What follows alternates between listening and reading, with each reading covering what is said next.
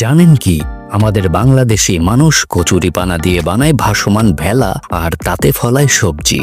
বাংলাদেশের নিচু জায়গাগুলোতে বর্ষায় মাসের পর মাস পানি জমে থাকে, ফলশ্রুতিতে চাষের জমি ডুবে থাকে বছরের অনেকটা সময় ধরে, আর এতে সাধারণত কৃষিকাজ বন্ধ হয়ে যায়।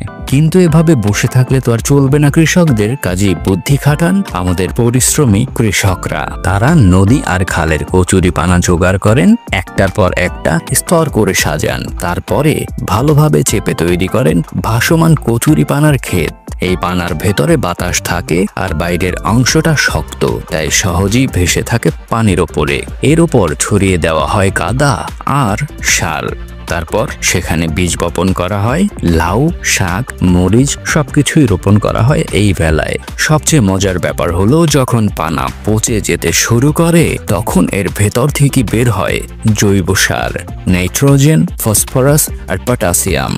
মানে রাসায়নিক সার ছাড়াই পুরোদমে সবজি চাষ করা যায়। এভাবেই বাংলাদেশের কৃষকরা বিশ্বকে দেখিয়ে দিয়েছেন, বুদ্ধি থাকলে পানিও হতে পারে জমি, আর কচুরিপানাও হতে পারে ফসল চাষের মাধ্যম।